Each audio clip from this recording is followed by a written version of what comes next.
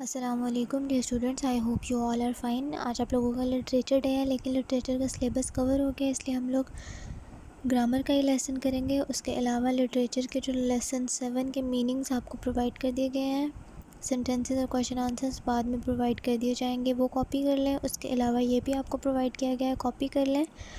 और इसकी relevant exercise जो है आपने होमवर्क करनी है।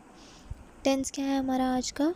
Present perfect continuous. Present perfect continuous जो है, इसमें परफेक्ट का भी टच है और कॉन्टीन्यूस टेंसेस का भी टच आता है। ये टेंसेस कब यूज़ होते हैं? This tense is used for actions which begin in the past. ऐसे एक्शंस के लिए जो कि पास्ट में शुरू हुए थे एंड आर स्टिल हैपनिंग, और अभी तक हो रहे हैं। यानी कि वो सुबह से सो रहा है या वो शाम से पढ़ रहा है। And also used for the continuous actions which have just finished. और ऐसे एक्शंस के लिए भी यूज़ होते हैं जो कि अभी अभी ख़त्म हुए हों।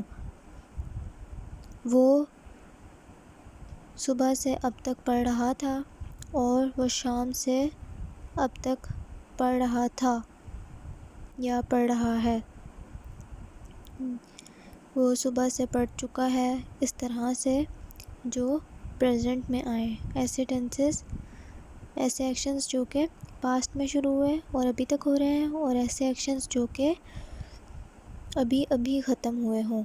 ऐसे एक्शंस को प्रेजेंट परफेक्ट कॉन्टीन्यूस टेंस जो है इंटरप्रेट करता है। Present continuous tense, perfect continuous का रूल क्या है कि हमेशा first form of verb plus ING use होगा। हेल्पिंग वर्ब जो है हैज़ बीन और हैव बीन आएंगे। परफेक्ट कॉन्टीन्यूस टेंस की जो सबसे बड़ी एग्ज़ाम्पल हो सकती है, या उसको फाइंड करने का तरीका जो सबसे आसान है, वो ये कि उस सेंटेंस में फॉर या सिंस आता है। उसमें वक्त स्पेसिफाइड होता है, टाइम स्पेसिफाइड होता है कि कब से वो काम हो रहा था, या घंटे या मिनट्स या दिन, किसी भी तरह बताया जाता है। सिंस और फॉर यूज़ होता है इन सेंटेंसेस में।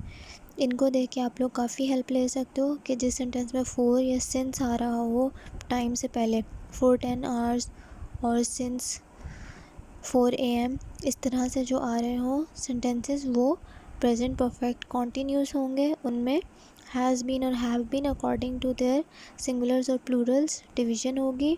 हैज़ बीन सिंगुलर्स के साथ, हैव बीन प्लूरल्स के साथ आएगा, और फर्स्ट फॉर्म प्लस आईएनजी आएगा। स्ट्रक्चर सेंटेंस का इस तरह से है कि आप लोग पहले सब्जेक्ट आता है, helping verb, after that action verb, after that for और सिंस, और देन ऑब्जेक्ट। ऑब्जेक्ट पहले भी आ सकता है फॉर और सिंस से, और उसके बाद भी आ सकता है। That would not be an issue. Basically जो आप लोगों ने सीखना है वो ये कि हैज़ बीन और हैव बीन किन के साथ आना चाहिए। सिंस और फॉर को देखते हुए आपको ये आना चाहिए कि किस तरह का सेंटेंस होगा तो कौन सा टेंस यूज़ होगा। सिंस और फॉर वाले सेंटेंस में प्रेजेंट परफेक्ट कॉन्टीन्यूस यूज़ होगा, हैज़ बीन हैव बीन के साथ first form of verb plus ING use होगा।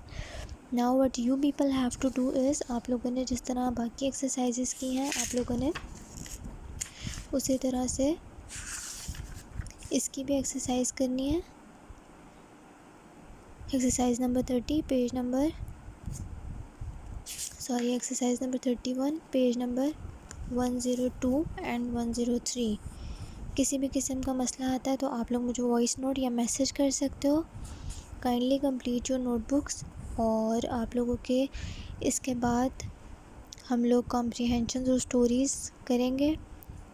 फ़िलहाल के लिए इतना ही। आप लोग काइंडली अपनी नोटबुक्स कंप्लीट रखें ताकि बाद में मुश्किल ना हो। और लिंक्स और फ़ोटोज़ जो हैं वो आप लोग ख्याल किया करें, क्योंकि टीचर्स के बाद भी बाज़ औक़ात वो अवेलेबल नहीं होती, तो आपके लिए फिर काम कंप्लीट करना मुश्किल हो जाएगा। Thank you very much. Re-listen to the lesson. If there is any difficulty, try to read the notes provided to you, and also complete your literature notebooks. Literature के मीनिंग्स अभी आप लोग कर लें। मीनिंग्स दे दिए गए हैं, सेंटेंसेस और क्वेश्चन आंसर्स भी आपको प्रोवाइड कर दिए जाएंगे। और आप लोगों के एग्ज़ाम्स भी आने वाले हैं, काइंडली उनकी भी प्रिपरेशन रखें। Thank you very much, take care of yourselves, meet you in the next meeting. अल्लाह हाफ़िज़।